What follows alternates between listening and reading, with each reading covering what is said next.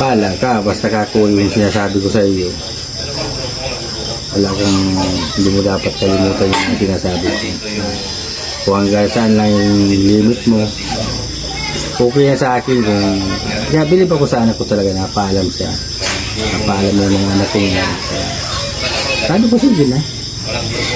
So may approval na magiging, na sasagutin niya na si Dodong. Natutuwa naman ako, kasi nagpapaalam naman ako. Bago siya magdesisyon sa buhay niya, sabi mo na sa akin. Kaya ayun, nagpayag naman ako. Masaya naman yung anak ko para kay Rowell din. Masaya man din ako para kay Rowell. Pero Tay Rizal, tatanungin ko, siyempre bihira sa mga anak ang mag-open sa magulang ng ganon, no? Yung parang hihingiin mo na yung basbas, lalo na sa tatay, ang hirap nun kasi hindi lahat ng anak nagsasabi sa tatay, mostly niyan sa nanay or sa kaibigan. Pero sa iyo Tatay Rizal, nung unang sinabi ni Rachel sa iyo na sabi, Tay, pa, sasagutin ko na si Rowell, payag ka ba? Ano yung naging damdamin mo, Tay? Sa akin, normal lang, parang masaya ako kasi nagpaalam siya. Nagrespeto pa rin siya sa akin. Bago siya maggawa ng ganun, napaalam siya. Kaya masaya ako na tanong yung anak ko. Nagpaalam siya sa akin para maging official sila ni Rowell. Ipaprank daw niya. Sabi ko sige na, gawa tayo ng acting. Kaya nag-acting ako. Grabe ang acting mo doon, Tay. Pang famas. No? Pero nung nasabi ni Rachel sa inyo, Tay, ito pa, ito yung gagawin nyo. Ito yung sasabihin. Hindi nga nangyari yung usapan. Bakit? Yung basta yung pagtawag niya sa akin. Naiba na yung script. Kung ano namikos-mikos na mas maganda palugod yung sabi ko nga kay Rowell, ano ba yan? Kagaraganda yung punta namin dito, kararating lang namin Boracay, magkakaganyan kayo. Kasi yung prank doon parang nag-aaway sila, tapos kakarating nyo lang din pang Boracay. Papupuntahin nyo kami dito, tapos ganyan kayo. Ano ba kakakuha yung Dudong? Ang sagot ko yung nakayuko. Awang-awa ka naman sa mukha ni... Kaya sabi ko... Buti hindi ka natawa, Tay. Hindi. Hindi. Acting daw ay. Oo. Pero siyempre, pag alam mo na acting, parang matatawa ka, di ba? Kasi si Rachel, pinipigilan niya ay. Pinipigilan ko hindi napatawa. Oo. Di ba, Tay, mas maganda yung hindi scripted, Kaya sabi ko nga, masaya ko para sa kanila. Kay Dudong, ulit-ulit na ko talagang magana ang loob ko dyan kay Dudong. Parang pamilya na, parang anak ko na rin yan. So, Tay, kasi luluwas sila ng Davao at pinayagan mo silang Rachel. First time ba ito mangyayari, Tay, na parang magkalayo kayo ni Rachel? Oo. Pero may kasama man yan. Oo. Kasama yung kapatid ko. Kasama yung kapatid mo. Anong naramdaman mo, Tay, nung nagpaalam silang Tay na pupunta siya? Si Dudong ba na nagsabi sa akin? Si Dudong. Nagpaalam. Sabi sa akin, kasi pagbakasyon mapakasyon. 1 linggo lang daw sila din.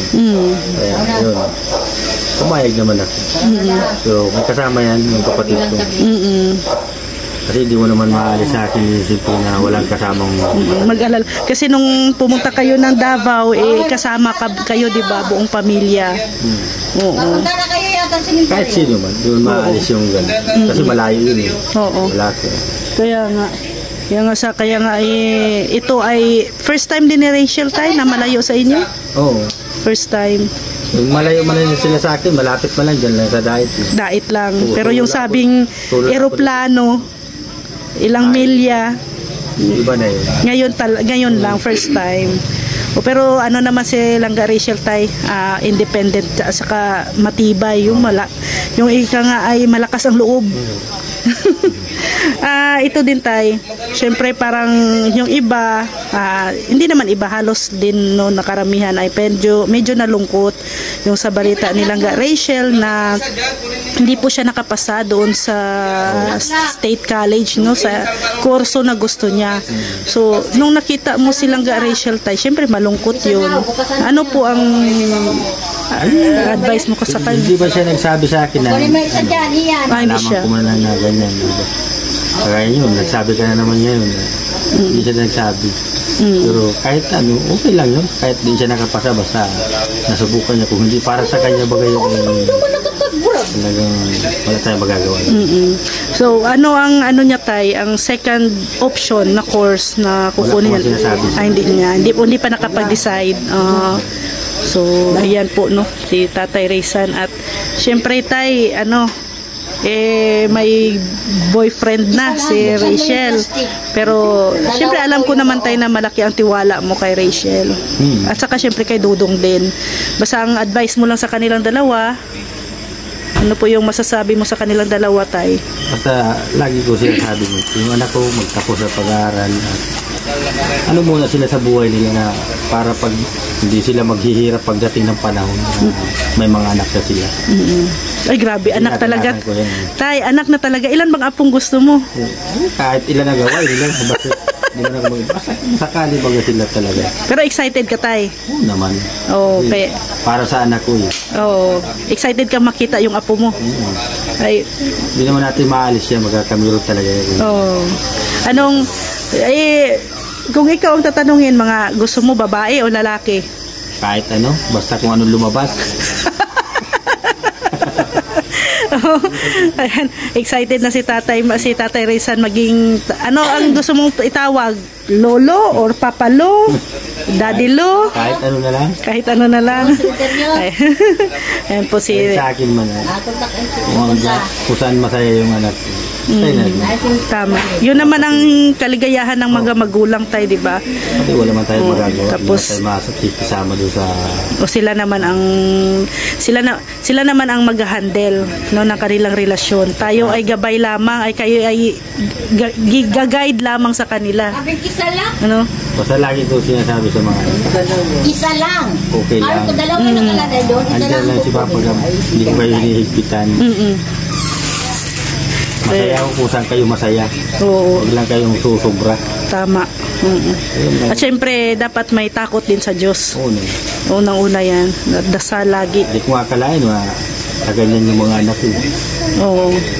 Kaya sabi ko, kami sa bilib din ako sa sarili ko na yung mga anak ko ganyan.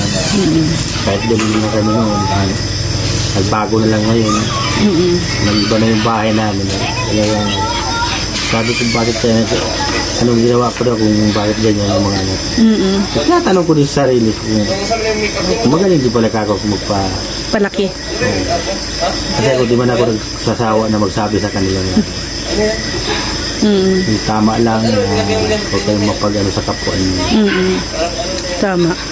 Basta ang ugali, wag lang baguhin. Ganun pa rin kung ano noon, ganun pa rin ngayon. Hanggang ngayon Kung talaga. paano sila minahal, no? Paano sila nakilala, ganun pa rin.